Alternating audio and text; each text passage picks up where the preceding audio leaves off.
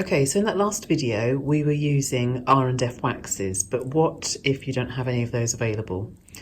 There are other alternatives. So in my early days, when I first started painting with encaustic, you couldn't get anything really more than the encaustic wax medium from R&F in the UK.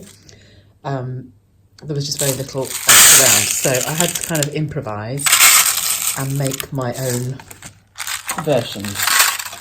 So what I'm going to do is I'll show you some different ways of making up your own wax colours. So there are a number of different choices, including oil paints, pigment sticks, pigments and so forth. So what I'm going to do is I've got 3 little pots here. One of my favourite colours is turquoise. So this is an R&F wax block. And what I'm going to do is a little experiment. So I've got, because I love the colour so much, we have got some pigment, R&F pigment stick and wax, and we're going to do an experiment with all of those. I'll also show you how to use actual oil bars and oil paints as well. So basically all you're looking to do is to kind of extract some form of pigment and mix it in with your encaustic medium to give us a really nice colour that we can then just paint with in exactly the same way as we did with the red wax in the last R&F video. So I'll give these a minute and then I'll start walking through those, each of them one by one. Okay, so those mediums have melted a little bit now. So I'm going to kick off with pigmented powders. So all you're looking for is some form of pigment to actually colour your powder. Now it took me quite a long time to start to use pigmented powders. You want to be careful with ensuring you don't inhale them, so you don't want any loose powders floating around and inhaling. And there are some pigments as well that aren't good to heat. So I will link up a resource sheet in the tabs below. It's outside of the scope of this course and it's not an area that I have really gone into in depth. So just be mindful if you're going to use pigments that that you're not using any dangerous ones. So, but for the purpose of this, I know that this one is okay. And all I'm going to do is just scoop some pigment out and pop it into my medium. And depending on how deep I want the colour is how much medium I want. So basically what I would do is I've got a bit of medium in there. I'm very lazy with my brushes, so I don't clean them in between. I just tend to keep similar colours. Just wipe a bit of the excess off there so I can see. And then all I'm going to do is I'm going to just mix that in with the medium that's in there.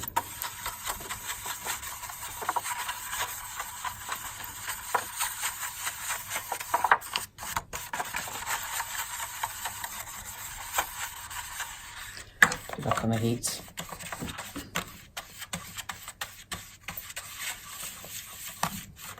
And as you can see, it kind of looks no different to the wax blocks that we were working with. Where are we?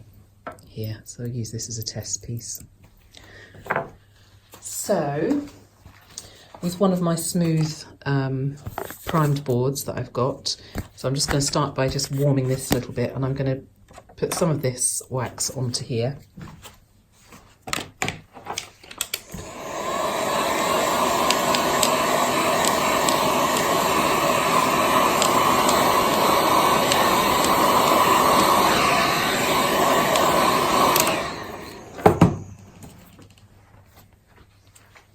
Okay, so again, just warming, not actually fusing at that point, just to help the wax to flow on more smoothly.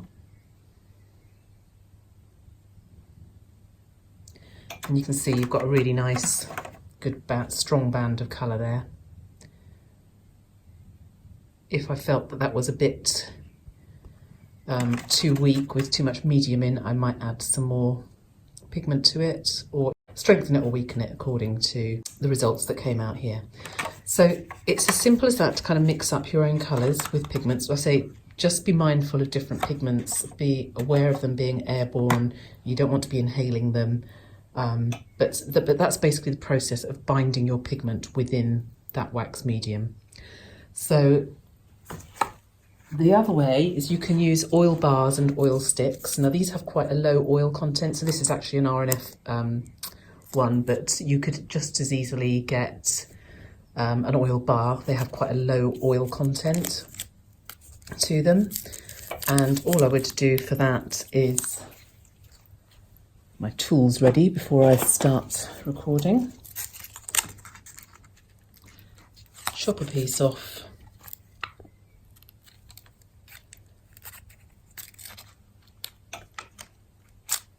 Drop it into my wax medium. So I'm going to wipe the excess off of here, so I don't mess my experiments up too much.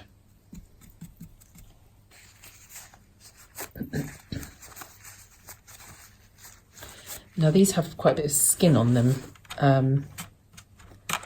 so you can take the skin off, or you can actually just sort of melt it in the pot with it and then discard that part afterwards, and you'll just be left with the pigmented colour underneath.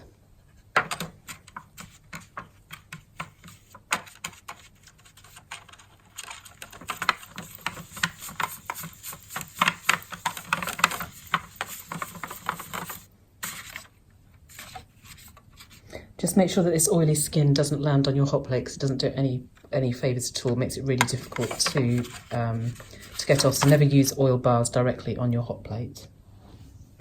Whoops. Get rid of that. So you can see again, very similar looking in colour. Okay, so excuse these marks. I dropped the cutting tool on top of this, so there's just a few remains of that, the pigment stick that I dropped inadvertently.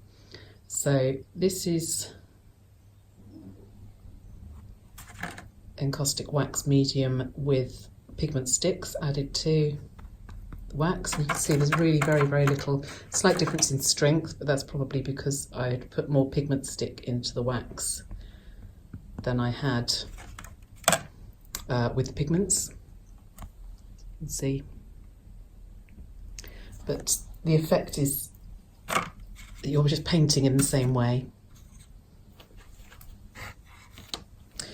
There might be some differences that I'll come on to in a moment with the difference of it, but the point being is that you don't have to have the R&F. If you don't have them, don't stress over them. I'd say in my early days, I literally just could not get hold of them for love nor money. And I was having to improvise with whatever materials and pigments that I had in my studio at the time, which I'm going to come on to a bit more in a moment. So don't ever let it stop you. You know, play and experiment. Some results will be great, some will be a bit more disastrous, but that's all part of the process as well. So don't panic too much about it. Just to say, just be mindful that you're not overheating and you're keeping your pigments safe. Okay, so that's powdered pigment sticks, and I'm just going to paint the actual R&F wax block on now, just to compare the difference.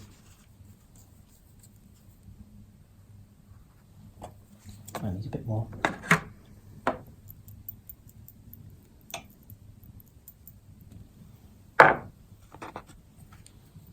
And I know this isn't a true scientific test because I'm using the same paintbrush, but I just want you to get the idea of what I'm trying to say.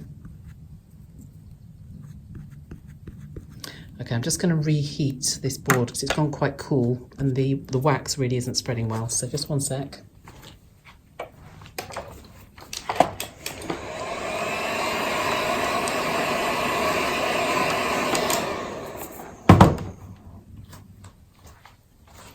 So again, not fusing, just heating.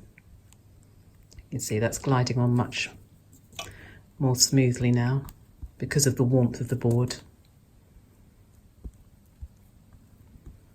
That said, I've got quite a bristly brush, so it's not going to be too smooth. Okay, so hopefully you can see that. So we have the pigments, powdered pigments, the pigment sticks, and this is the R&F wax. So there's not a huge amount between them. The two RNF versions are the closest together, but that's because they're both from the same manufacturer. So I'm just going to fuse these, and then you haven't got oil sticks or pigment sticks, but you have oil paints. I'll show you how you can use those. So just before I move on to oil paints, I just want to show you something with these. So you can see I've got quite a lot of pigmented medium made up now. So what you can do at this point is I've got a silicone mould. This one in a nice honeycomb shape, but any size or shape will do. And if you just want to work with small bits of colour at a time, or you can scale this up to any size you want really. What you can do is you can pour the wax, so just make sure that all your pigments nicely mixed in before you pour.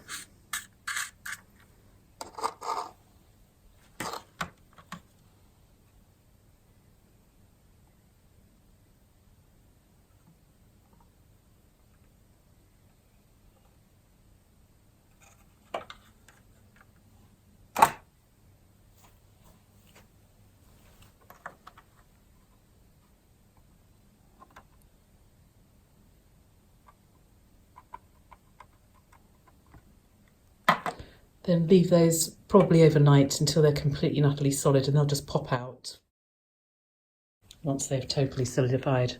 Don't try and pop them out too soon because they just turn into a mush. So wait for them to go totally cold.